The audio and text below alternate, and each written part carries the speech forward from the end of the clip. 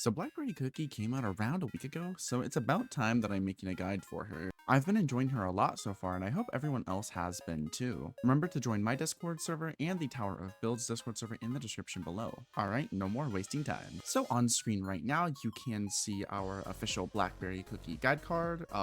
It is a different style than Kohlrabi's, but this should be the final style as far as I'm aware, so yeah. If you haven't already, pause right now to get a picture of it, and let's begin. So before we move on to the rest of the guide, I do want to do a very quick kit overview, as some people still don't really know what Blackberry Cookie does. So first of all, for her basic attack, she sends out this like little projectile that can go through one other enemy, so if it like hits an enemy and go through them, doing damage that scales based on her attack. This ability also has no indicator for whatever reason. So for her special skill, she will place down a candle that will sit in place, and there will be like a little radius around it that will heal any allies inside of it and damage any enemies inside of it. This ability also does not have an indicator most of the time. For her ultimate ability, she will summon these 3 ghosts that will circle around her or the active cookie, and they will damage nearby enemies, lowering their dark resistance. And after they attack, they will also heal the active cookie and adjacent teammates, so this does work in a raid mode. This ability is also active after you swap out, so if you use it on Blackberry Cookie, I can then swap to my Kohlrabi Cookie and it will also swarm him. Her passive is very simple. After every certain number of seconds, she will go into an enhanced state, enhancing her abilities, usually just being a healing increase and a damage increase. I should have thrown some gameplay up on the screen, so I will let you watch that really quickly. Alright, let's move on to her artifacts. Her signature artifact, Midnight Waltz, is going to be her best option. To put it shortly, this artifact is super busted. First of all, it grants her attack, which is the stat that she scales with in both damage and healing. But what makes it really good is the unique ability. Whenever she hits enemies with her special skill or her ultimate, nearby allies will get the Poltergeist effect, which increases their crit damage. This can stack up to 5 times. And obviously, a crit damage buff is super duper strong, as it is the first of its kind in the game right now. If you pulled for Blackberry Cookie, this is a must-have on her, as you just can't beat it. And if you somehow max it out at the max level, this can be 30% extra crit damage, which is insane. Now, if you got unlucky and you don't have her artifact, both Path of Training and Newest Formula are your second options. First off, they both obviously grant attack. Second off, they are just like really good general support artifacts. Blackberry Cookie can proc both of them very easily, as they both just require her ultimate to hit a certain number of times, which is very easy to do with her. But at this point, it's just personal preference. Do you want more attack with Path of Training, or do you want her to lower enemies' dark resistance even further with Newest Formula? But again, I highly suggest pulling for Midnight Waltz. Her final option, I would say, is Encore Performance, which is Rockstar's signature light cone.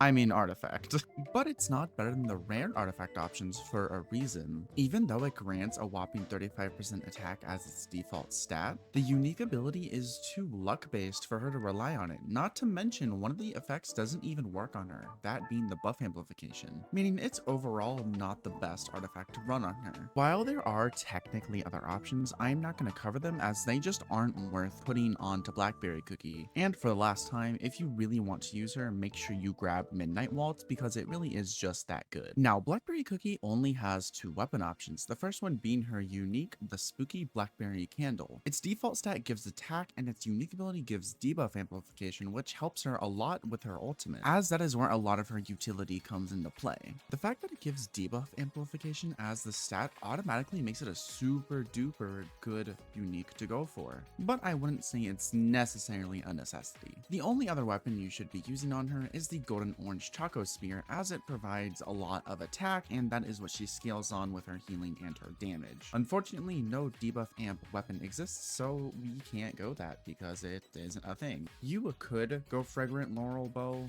but I would not recommend it. Please do not do this. It's a trap, it's not worth it. Please don't. For her equipment sets, she has 2 that are viable. The first one is the Banquet of Falling Stars Regalia. First off, all of the pieces of the set actually give stats that she wants. As we can see here, this piece gives her debuff amp, this piece gives her attack, and the leg pieces give her healing done. So automatically, it is just really good stat-wise. But what makes it super good is the passive. This makes it so that way whenever her special skill hits an enemy, nearby allies will get extra extra dark damage and extra dark attack. While you could argue this limits what teams you can put her in, she's already very limited as her ultimate lowers dark resistance, meaning you want to run her with dark cookies, and this makes her really good with dark cookies, or I guess even better with dark cookies. Not to mention, this set is actually pretty easy to get, as you can get it for free in champion raids by hitting a damage requirement. So yeah, if you have Blackberry Cookie, this is the set you want to run on her. But if you don't have the Falling Stars, then you can go for Ghost Captain. Its pieces aren't half bad on her, but they aren't as good as the Falling Stars set. What makes Ghost Captain so appealing is that whenever your special skill hits an enemy, nearby enemy's defense is reduced by 20%, which is nice. It'll make your allies do more damage. You also get a personal attack buff of 30%. Which again, Blackberry Cookie wants. But this set does limit her supportive capabilities, as it doesn't give the dark type damage and dark attack like Falling Stars does. So if you don't have a full set of Falling Stars, but you do of Ghost Captains, you can always just throw it on her and hope for the best.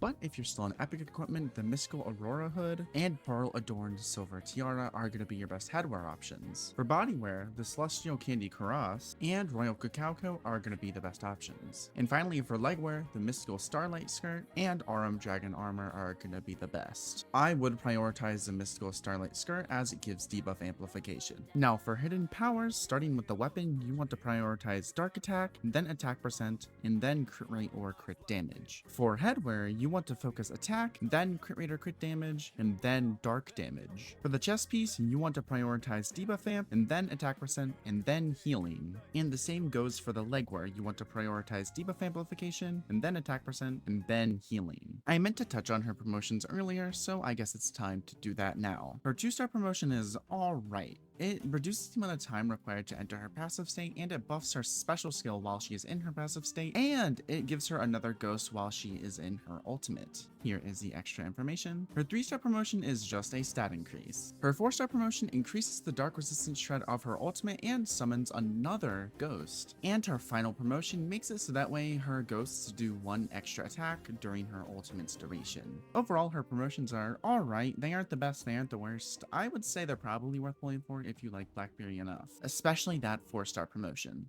But now it's time we move on to the cookies she pairs best with. Starting off, we have Kohlrabi Cookie and Dark Choco Cookie. Both of these cookies are dark type DPS, so naturally they want a healer that can also debuff enemies of that specific type. Not to mention, if she's running the Falling Stars set, she buffs their damage a ton. After that is Alchemist Cookie, who is a dark type tagger, and again a cookie that naturally has synergy with dark type DPS, as her passive lowers enemies' dark type resistance. And finally we have Rockstar Cookie, who she can support alongside in champion raids to increase the party's overall damage and survivability. On screen is my Blackberry Cookie, who is not doing well. I did not get lucky with my poll, so I don't really have many promotions.